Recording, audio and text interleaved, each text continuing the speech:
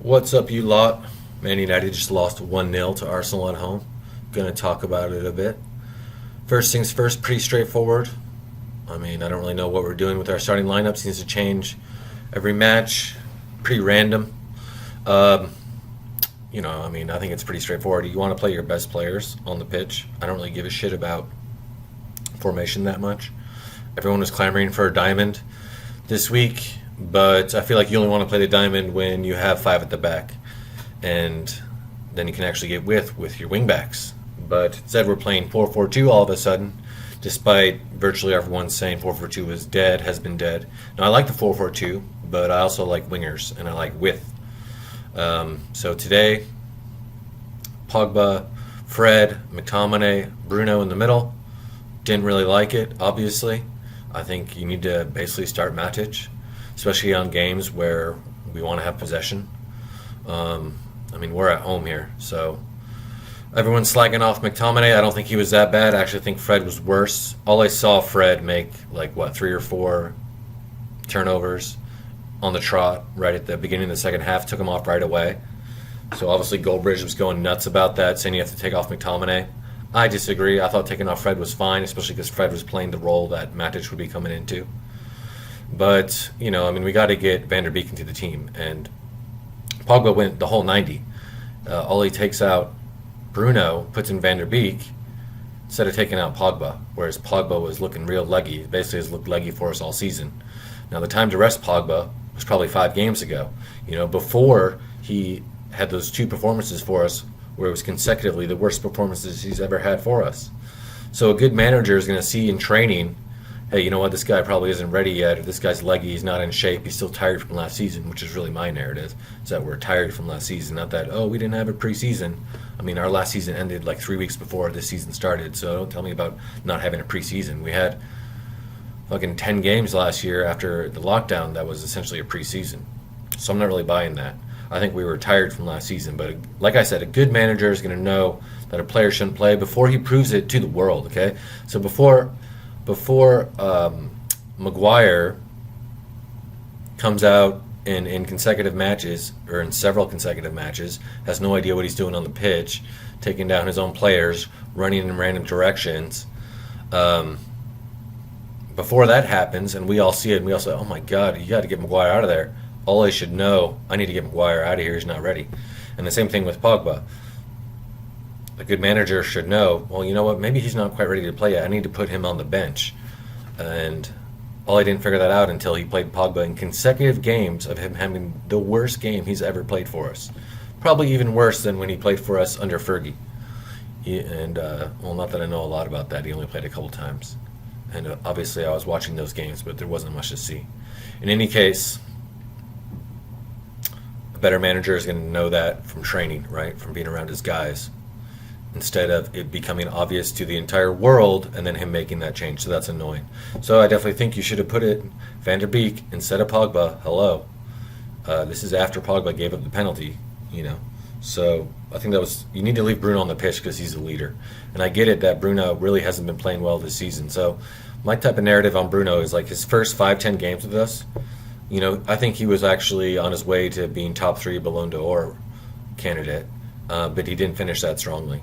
And this was taking into consideration his stats that he had with Sporting last year, and then coming into us and getting goal and assist every game. So if he kept that up, I think he would have been top 3 Ballon d'Or. And I don't say that literally. I'm just saying he was one of the best players in Europe. But he fell off. He started looking a little bit leggy, and his passes were inaccurate. And I don't think he's ever got back to the form when he first came to the club. So when he first came to us in January and at the beginning of lockdown, that was the best Bruno we've seen. We haven't seen that since. So I don't think he's irreplaceable, but he is, a bit of a firebrand, and we do need a leader on the pitch, not, Harry Maguire, concussed Harry Maguire, traumatic brain injury Harry Maguire with the armband. So yeah, you need to leave Bruno on the pitch, and Bruno's a potential match winner. So taking Bruno off for Van der Beek, don't like it. Put Van der Beek in for Pogba. In any case, so I would have preferred, obviously, do you say that we can't run 5 at the back now because Telles is out? I doubt it. I want to see Tuanzebe in every starting lineup. And whether that's playing 4 at the back with Twanzebe instead of McGuire or Lindelof. Lindelof looks like he's in decent form right now, and I don't think McGuire's been in terrible form. He was worse, several games ago, but I think he's actually had a couple decent games on the run. But I want to see Twanzebe in the team, so we can play 5 at the back and put Shaw at left wing back. It's not like Shaw can't play left wing back just because he's less offensive than Tellez. So I would prefer to see that formation. So basically, since we didn't get Sancho in the transfer window, we had no wingers. So best way to mask that, to play around that, is to have 5 at the back and have our wing backs be our wingers. And I would have preferred to see that 5 at the back, Shaw left wing back.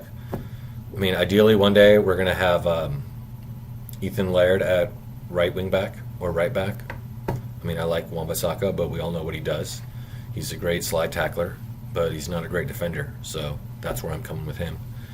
In any case, 5 at the back, and then, whatever, 4 in the middle and +1, or 3 in the middle +2. I mean, obviously it's probably going to be 4 +1. And so the diamond will work a lot better when you have 5 at the back, and when we're attacking, it's just 3 at the back with 2 wing backs overlapping. The problem we had today, we couldn't control the ball in midfield at all. We had Rashford up top. I don't get it. I would never do that. Never play Rashford at number 9. We have no one to hold the ball, and we had no possession at all, even in the middle of the pitch. All our possession was in defense. Occasionally got into the middle. Never really looked threatening going forward at all. So yeah, I mean, I would start Ighalo or Cavani ahead of Rashford up top. And for me, Rashford's better as a sub. I see him as a speed merchant. No, don't get me wrong. He scored some great goals lately, so it looks like he was actually coming into form there. Today, I don't blame Rashford too much because he was playing as a number 9. But of course, he didn't do anything. But then again, our entire team didn't do anything. So I would like to see a more conventional lineup. Maybe 5 at the back, 4 +1, Ighalo or Cavani, someone who can actually hold the ball. So yeah, I do blame Ollie for this. I thought his selection was poor. It's funny.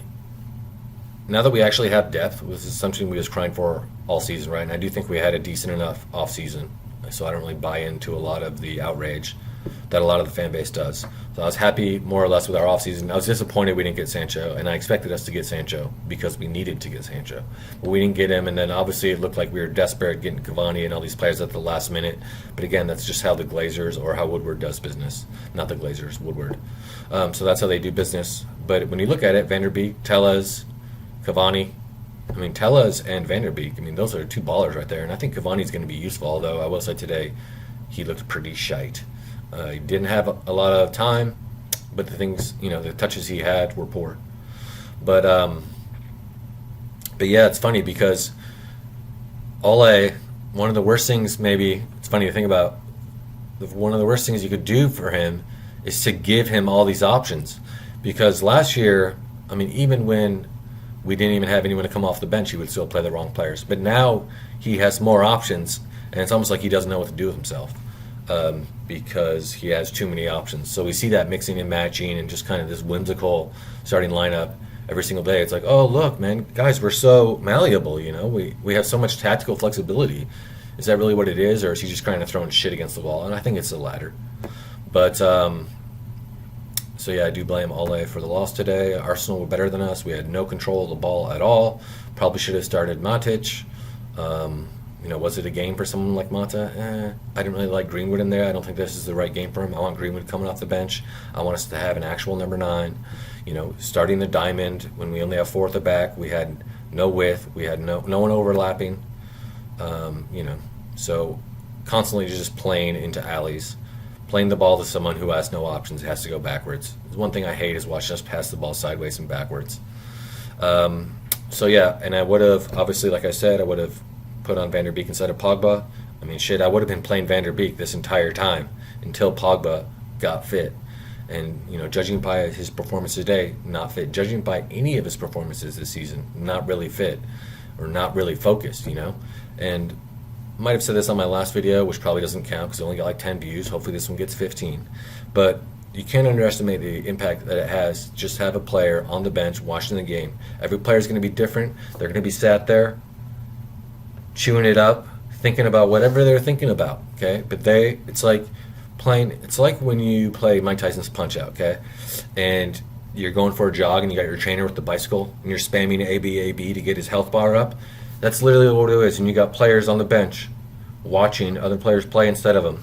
You can just watch their form, their energy, their focus. You just watch it go up. It's so useful to just give players a rest sometime. It's not the end of the world. Doesn't mean you're never going to play them again, which again, Muppet fan base. But so yeah, we should have been resting Pogba for the last 5 or 6 games, especially because Van der Beek was looking better. So who knows? Who knows where we'd be sitting if Ole once again made these decisions proactively instead of reactively. And even reactively, you never know what the hell he's going to do. Quite simply, guys, anyone in the fan base, right, with an IQ above 90 should be Ole out eventually, okay? So Ole out eventually. Because no one should really expect him to go and win the Prem with us, right? Last season he gets third, great. I mean, are we going to replace him after he gets third? Probably not. But are we going to expect him to be at the club for 3, 4, 5, 10 years? Obviously not, guys. Doesn't have the nous, doesn't have the footballing IQ, doesn't have the tactical acumen, and you can see it in his selection, and you can see it in his substitutions. And then he sits on the bench and doesn't even do anything when the team's completely at sea. So anyways, this is just a little bit of my rant. I'll save some of my talking points for next time.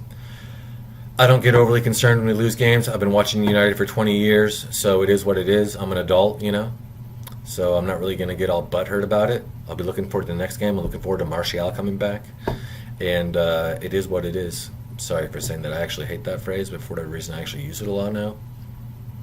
But yeah, so don't really get butthurt about these results. It sucks and everything, but again, it's just a game and we're adults and whatnot. So see you for the next one. Cheers.